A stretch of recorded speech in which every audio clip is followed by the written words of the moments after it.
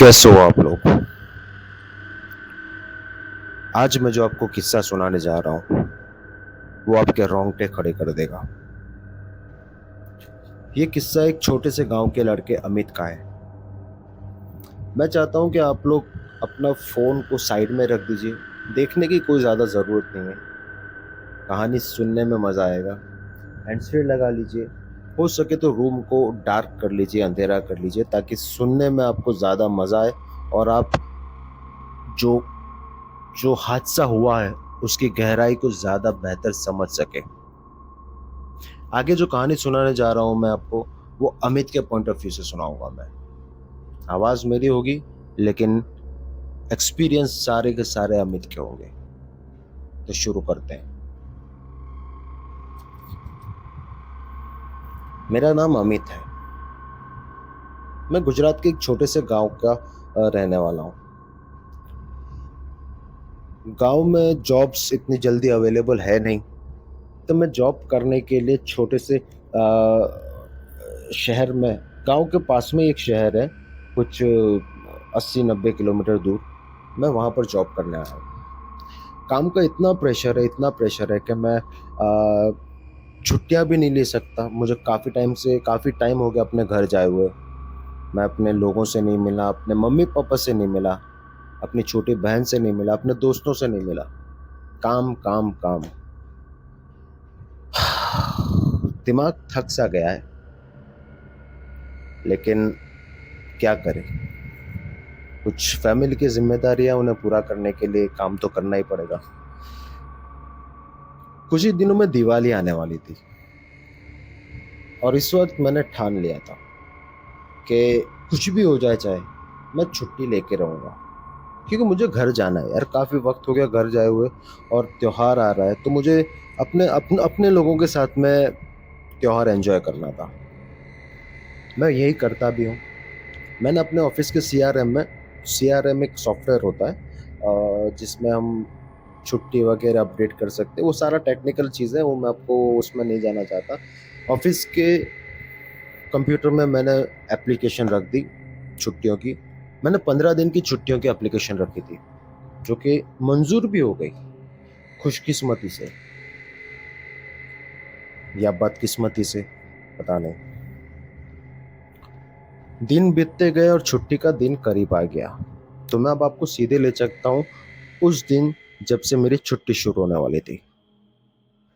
अब अक्सर कुछ लोगों को ऐसा होता है, काफ़ी लोगों को ऐसा होता है कि क्योंकि अपने घर जाए हुए काफ़ी अरसा हो गया था, तो मैं भी ये चाहता था कि मैं मेरी छुट्टी का दिन बर्बाद क्यों करूं मैं।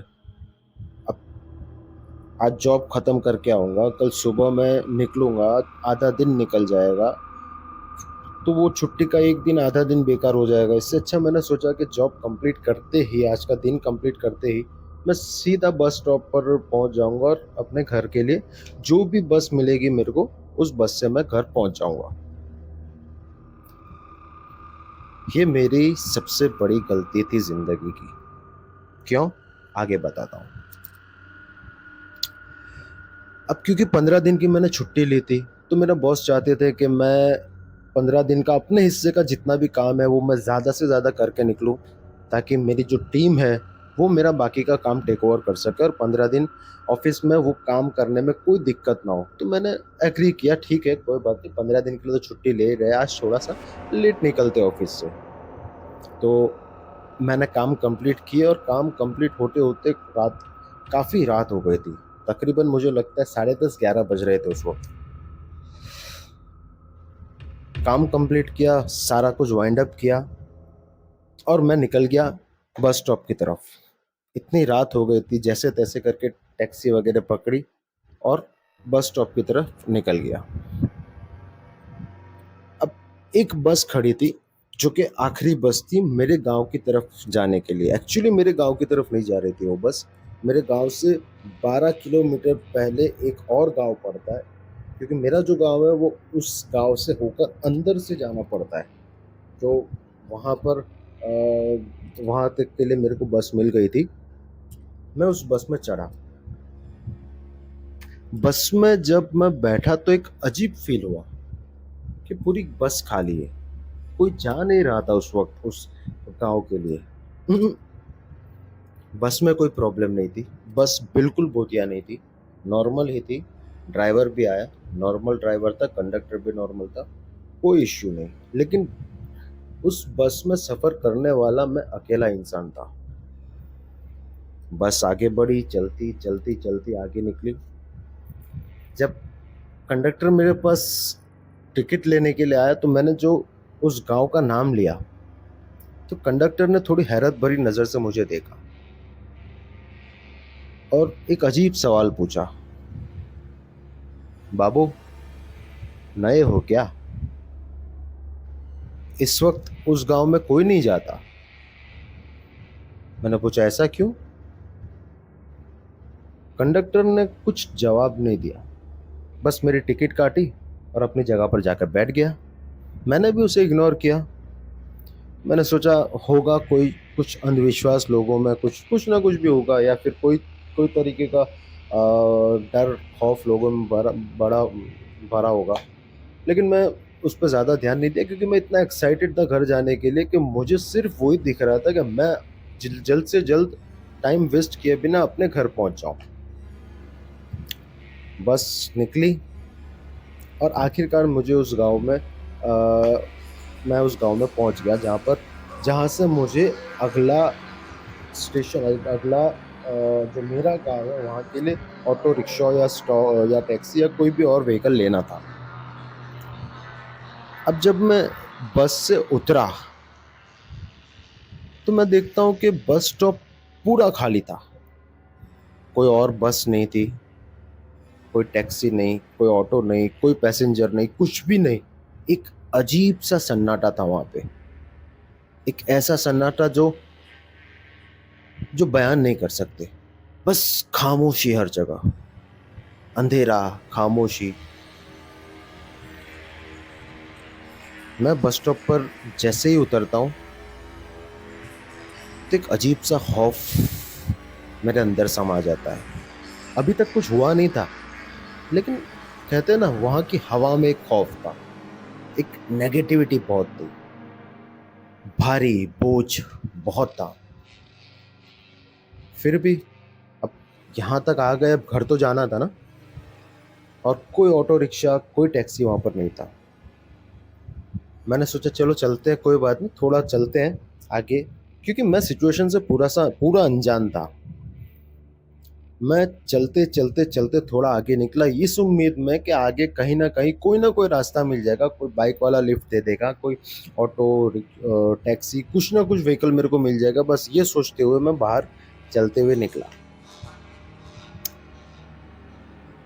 एक कुत्ता तक नहीं पूरे रास्ते में था, not even a single dog. एक कुत्ता भी रास्ते भर में नहीं था।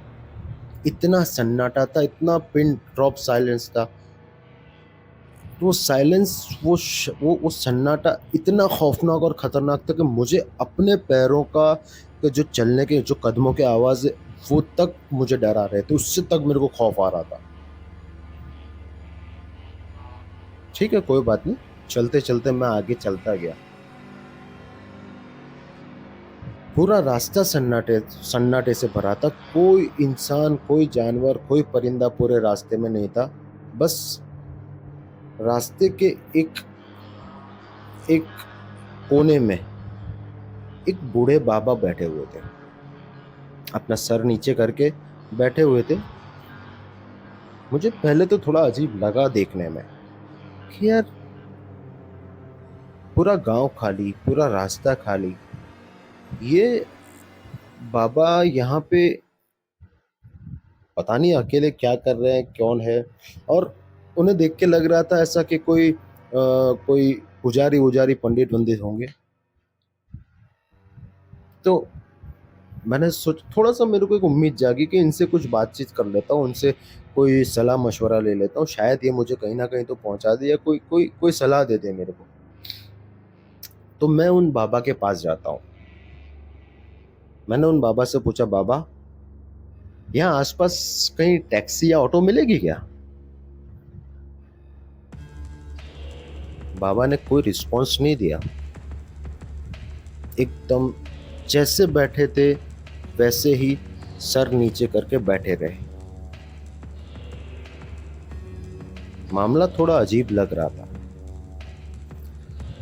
माहौल में जो सन्नाटा और खौफ फैला हुआ था ना, उसकी वजह से मैं इतना इतना डिमोरलाइज्ड हो गया था, इतना मैं डरा हुआ था ना, कि बाबा को दूसरी बार पूछने से भी मुझे डर लग रहा था। क्योंकि दिमाग के किसी कोने में एक बात चल तो रही थी कि अब यहाँ पर किसी चीज़ को छेड़ने में मज़ा तो नहीं है बॉस, कुछ छेड़ने जैसा नहीं है। लेकिन फिर भी क्या करता, मेरी एक्साइटमेंट, घर जाने की जल्दी, उसने मुझसे वो गलती करवाई थी।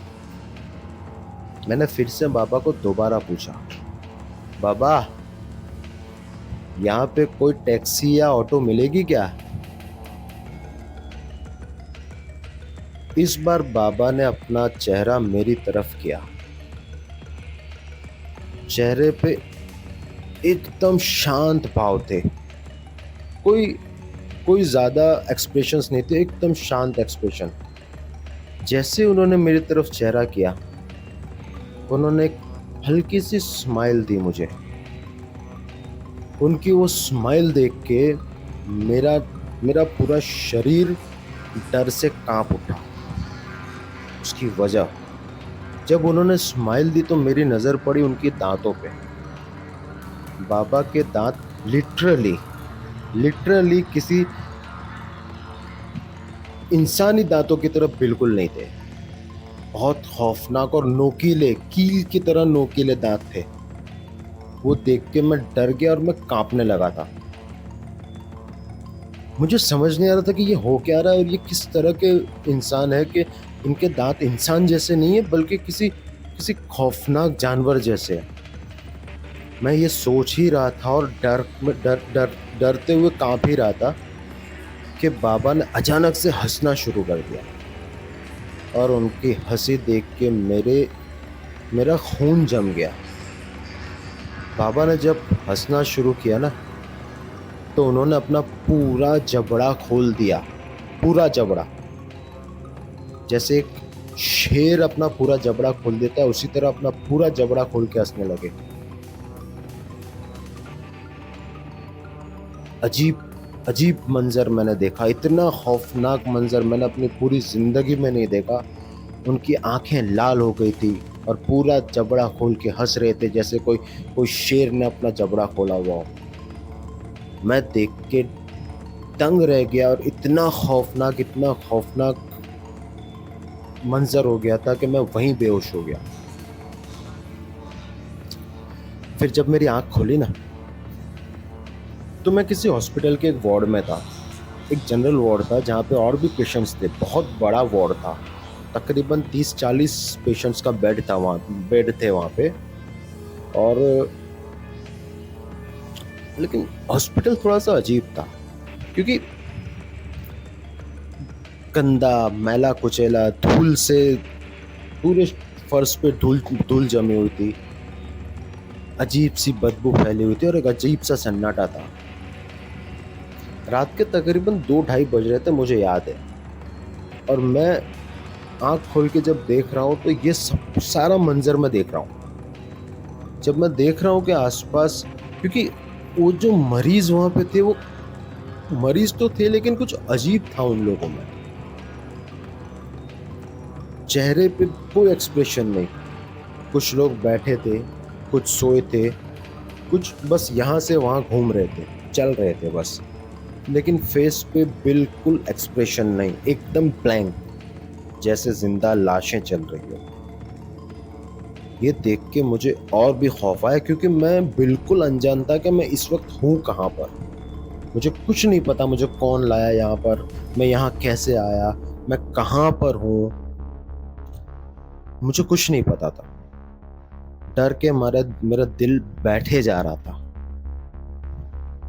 ये सब कुछ चल ही रहा था कि इतनी देर में वार्ड के बाहर से 2 लोग अंदर आए। डॉक्टर के कपड़े पहने थे, 2 लोग अंदर आए। अब उन 2 लोगों को देखकर मेरी हालत और खराब हो गई, क्योंकि वो कोई आम डॉक्टर्स नहीं थे। 8-9 फुट लंबा एक आदमी था, पतला और अजीब राक्षस दानव जैसे चेहरे वाला इंसान था वो, या इंसान नहीं, दानव ही था। उसका चेहरा दानव की तरह, राक्षस की तरह खतरनाक था। और एक औरत थी जो कि 4 से 5 फीट की होगी। उसका भी चेहरा अजीब, गुस्से से भरा, लाल लाल आंखें। दोनों वार्ड के अंदर आए और एक के बाद हर पेशेंट को सूंघते जा रहे थे। मुझे समझ नहीं आ रहा था ये सब कुछ हो क्या रहा है और ये लोग है कौन, लेकिन मुझे लग रहा था कि ये लोग जिंदा और मुर्दा का के बीच की पहचान कर रहे हैं। सूंघ सूंघ सूंघ के लोगों को पहचान रहे हैं कि कौन जिंदा है और कौन मुर्दा, ताकि जिंदा मरीजों को अपने जैसा मुर्दा बना सके। मैं मैं डर के मारे, मेरी जान निकलती जा रही थी। मेरा मेरा दिल फट के बाहर आने को था, क्योंकि मुझे पता था कि मेरे पास अगर ये लोग आए तो मैं मर गया। उन्हें पता चल जाएगा था कि मैं जिंदा इंसान हूँ, और पता नहीं वो लोग मेरे साथ क्या ही करेंगे। पता नहीं क्या करेंगे वो लोग मेरे साथ। वो लोग धीरे धीरे धीरे धीरे एक करके पेशेंट्स को सूंघते हुए मेरे पास आ रहे थे, आगे आते जा रहे थे। वो लोग अपना जैसे जैसे एक एक कदम, एक एक बेड आगे आते जा रहे थे, मेरा दिल फट के बाहर आने को होता जा रहा था। और माहौल इतना खौफनाक, हर तरफ शांति, सन्नाटा, बस वो दो लोग की सूंघने की आवाज आ रही थी। बस ऐसे सूंघने की आवाजें आती जा रही थी। दोनों मेरे पास, मेरे बेड के 1-2 बेड ही दूर होंगे कि वार्ड के बाहर से एक बहुत तेज दहाड़ने की आवाज आई, जैसे कोई कोई शेर दहाड़ता हो। जैसे ही वो आवाज सुनी दोनों ने, ये दोनों भी जोर जोर से दहाड़ने लगे, जोर जोर से। और थोड़ी देर के बाद भागते भागते वार्ड के बाहर निकल गए। खौफनाक कितना था ये मंजर, लेकिन फिर भी मेरे दिल को बहुत सुकून मिल रहा था, क्योंकि वो मेरे पास आने से पहले ही निकल गए। वो लोग जैसे ही बाहर गए, अचानक से जितने मरीज थे उस वार्ड में, सब लोग जोर जोर से चिंगाड़ने लगे, जोर जोर से आवाजें करने लगे, जैसे मौत की चिंगाड़ हो। जैसे ऐसा लग रहा था कि ये आवाजें सुनकर ही मेरा दिल काम करना बंद कर देगा। इतनी खौफनाक आवाज अगर किसी ने सुन ली हो ना, तो लिटरली उसको हार्ट अटैक आ जाए। इतना खतरनाक आवाज और माहौल हो गया था, क्योंकि पूरा सन्नाटा था और अचानक से उनकी चिंगाड़ और इनकी आवाजों ने पूरे वार्ड को घेर लिया था। मेरी हालत बद से बदतर होती जा रही थी। पूछिए मत मेरा हाल उस वक्त क्या हुआ था। अब इस वक्त मैं सोच रहा था कि अब मुझे यहाँ से कुछ भी करके तो निकलना है, नहीं तो यहाँ मैं मारा जाऊंगा, और इतना बेरहम मारा जाऊंगा कि मैंने कभी सोचा नहीं होगा कि इतनी बेरहम मौत किसी को आ सकती है। क्योंकि वो सब जानवर लग रहे थे यार, वो मरीज नहीं, वो जानवर थे, इंसानी वेश में जानवर थे सब।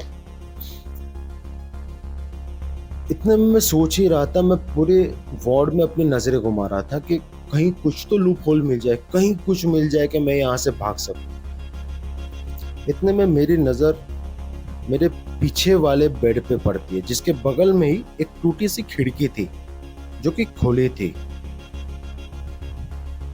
मुझे उम्मीद की एक छोटी सी किरण दिखाई दी कि मैं हो ना हो यहाँ से बाहर निकल सकता हूँ। उसके अलावा मैं बिल्कुल नहीं निकल सकता, क्योंकि मेन दरवाजे से वो 2 डॉक्टर आए थे और मुझे नहीं पता कि उसके बाहर क्या था। खिड़की के बाहर भागने के लिए पूरा शहर, पूरा गांव है, वो मुझे पता था। तो मैंने यही सोचा कि यहीं से भागूंगा। लेकिन मैंने जैसे ही अपने बेड से उठने की कोशिश की कि मैं उस खिड़की से कूद जाऊं, वो सारे के सारे मरीज एक तक मेरी तरफ देखने लगे और किसी भेड़िए की तरह मुझे देख के घुर्राने लगे। ये देख के मेरा दिल एकदम बैठ गया। मैं डर के मारे एकदम जम गया था। अब मैंने सोच लिया कि आसानी से यहाँ से निकलना तो मुश्किल है। मैंने सोचा कि कुछ आइडिया लगाना पड़ेगा जिससे कि मैं यहाँ से निकल सकूं। कुछ ही देर में मुझे अंदाजा हुआ कि मैं जिंदा इंसान हूँ, क्यों ना मैं अपने जिंदा होने का फायदा उठाऊं। मरना तो वैसे भी है, कुछ कोशिश करके मरते हैं। तो मैंने सोचा कि ये सब लोग फैले हुए हैं पूरे वार्ड में, अगर इन लोगों को हॉस्पिटल के उस वार्ड के किसी एक कोने में जमा कर लूं ना, तो मैं अपना रास्ता बना के उस खिड़की तक पहुंच सकता हूं। तो जो मैंने देखा था कि कुछ मरीज टहल रहे हैं, चल रहे इधर उधर, तो मैंने सोचा कि मैं इनकी तरह होने की एक एक्टिंग करता हूँ और इनका ध्यान अपनी तरफ खींचूंगा। तो चलते चलते चलते चलते मैंने, यहाँ तक मुझे ये भी नहीं पता था कि उस खिड़की के बाहर क्या है, क्योंकि मुझे नहीं पता था कौन से फ्लोर पे हूँ मैं। तो मैंने सोचा कि चलते चलते ये भी देख लूंगा कि उस खिड़की के बाहर मैं किस फ्लोर पे हूँ, मैं निकल सकता हूँ या नहीं निकल सकता। और मैं चलते चलते कोई ना कोई ऐसा पैंतरा आजमा लूंगा कि सबको एक तरफ कर दूं और मैं भाग निकलूंगा। तो चलते चलते चलते चलते मैं उस बेड के पास आया और मैंने चुपके से नजर की, तो देखा कि मैं फर्स्ट फ्लोर पे हूँ। मैं जिस वार्ड पे था वो हॉस्पिटल का फर्स्ट फ्लोर है, और उसके बाहर कच्चा रास्ता है, मैदान है, जमीन है, वहां से कहीं उस अंधेरा था, कुछ ज्यादा पता नहीं चला, लेकिन इतना पता है कि मैं वहां से भाग सकता हूँ, वहां से खुला मैदान है। अब मैं ये सोच रहा था कि इन सबका ध्यान अपनी तरफ कैसे खींचूं। तो मैं हॉस्पिटल के मतलब उस वार्ड के एक कोने में जाके खड़ा होता हूँ और सोचता हूँ कि इनको एहसास दिला दूं कि मैं जिंदा हूँ। तो हो सकता है ये मुझ पे हमला करने के लिए, मेरा शिकार करने के लिए मेरे पास आए, तो मैं कोई मंसूबा बनाकर यहाँ से निकल जाऊंगा। तो मैंने वैसे ही किया। मैं गया, एक कोने में खड़ा हुआ और जोर जोर से चिल्लाने लगा, मैं जिंदा हूँ, हिम्मत हो तो मुझे मार के दिखाओ, मार दो मुझे, क्योंकि मुझसे ये नहीं बर्दाश्त हो रहा हो। मैंने जैसे ही ये बोला, सारे मरीज एक तक मुझे देखने लगे और भेड़ियों की तरह भागते हुए मेरी तरफ आए, जोर जोर से चिल्लाते हुए, चिंगाड़ते हुए, दहाड़ते हुए मेरी तरफ बढ़े, जैसे मुझे सब नोच के खा लेंगे। मेरे पास जैसे ही वो सब आए, मैंने एक स्ट्रेचर को जोर से धक्का दिया उनकी तरफ और एक बेड को ढाल बनाते हुए जोर से दौड़ लगा दी खिड़की की तरफ। जैसे खिड़की के पास पहुंचा, मैंने अपनी जान लगा के वहां से एक छलांग लगा दी, ये सोच के कि जो होगी देखी जाएगी, जिंदा रहे तो ठीक, नहीं तो मरना तो वैसे ही है। किस्मत अच्छी थी कि रात भर बारिश हुई थी और मिट्टी, कच्चा रास्ता था तो मिट्टी गीली और नरम थी। तो मैं जब नीचे गिरा तो ज्यादा मुझको छोटी मोटी थोड़ी बहुत चोटें आई, लेकिन उसको मैं बाद में मैनेज कर लूंगा। फिलहाल मैंने सोचा कि जितना हो सके उतना जल्दी यहाँ से भाग चलते, क्योंकि इन्हें पता चल गया है कि मैं इंसान, और वो डेफिनेटली वो लोग मेरा पीछा करेंगे। तो मैं फटाफट भागते हुए, जल्दी जल्दी अपनी पूरी जान लगाते हुए भागता हूँ। भागते भागते यहाँ वहां, मुझे कुछ अंदाजा नहीं मैं कहाँ भाग रहा हूँ, बस मैं भागते जा रहा हूँ। मुझे इतना पता है कि मैं जंगलों से होते हुए गुजर रहा था, और एक स्पॉट पे मैं जब आके रुका तो मैंने देखा सामने कुछ ज्यादा नहीं, छोटे से 2-3 घर है जहां से हल्की हल्की रोशनी आ रही है। मेरी जान में थोड़ी सी जान आई, लेकिन वो अभी भी दूर था और मैं आधे घंटे से तकरीबन भाग रहा हूँ। भागते भागते मेरी वो हालत हो गई थी कि मैं वहां तक पहुंचूंगा या नहीं पहुंचूंगा मुझे वो तक नहीं पता था। भागते मैं इतना बेहाल हो गया था कि मैं बेहोश होकर गिर पड़ा। कहाँ गिरा, क्या हुआ, मुझे कुछ नहीं पता। मैं बेहोश हो गया था। उसके बाद क्या हुआ मुझे कुछ नहीं पता। सुबह मेरी आंख खुली, सुबह हो गई थी, अब मेरी आंख खुल रही है और मैं देखता हूँ कि गांव के कुछ लोग मुझे घेर के खड़े हुए हैं। गांव के लोगों से मैंने पूछा कि क्या हुआ और मैं यहाँ कैसे आया, तो उसमें से एक बुजुर्ग आए और उन्होंने कहा कि रात को हम लोग खेती बाड़ी करके सब यहाँ पर बैठे हुए थे कि गांव की सीमा के पार से हमारे कुत्तों की जोर जोर से भौंकने की आवाज आ रही थी। तो हम समझ गए कि बाहर कुछ ना कुछ गड़बड़ है, जिसकी वजह से कुत्ते डरे हुए। तो हम लोग जैसे ही निकले बाहर, तो हमने देखा कि एक लड़का वहां पर गिरा हुआ है, और कुछ लोग जो कि जिंदा लाश जैसे लग रहे थे, वो दहाड़ते दहाड़ते उसके तरफ आ रहे थे, उससे खाने के लिए, शिकार करने के लिए। तो हम लोग जैसे ये देखा, फटाफट हम जाके उस लड़के को, यानी तुमको, यानी मुझको तुरंत खींच के उठा के लेके आ गए, और गांव की सीमा के अंदर आपको तुमको लाके रख दिया। अब मैंने पूछा कि वो लोग गांव के अंदर क्यों नहीं आए? तो उन्होंने बोला कि हमने एक अघोरी बाबा से इस पूरे गांव की बंदिश करवा के रखी है, क्योंकि यहाँ पर ये हादसे होते रहते हैं। हमने ये बंदिश कराई है ताकि वो लोग या कोई भी शैतानी ताकत इस गांव के अंदर एंटर ना हो सके। फिर उन्होंने पूछा कि तुम्हारे साथ हुआ क्या था, वो हमको बताओ।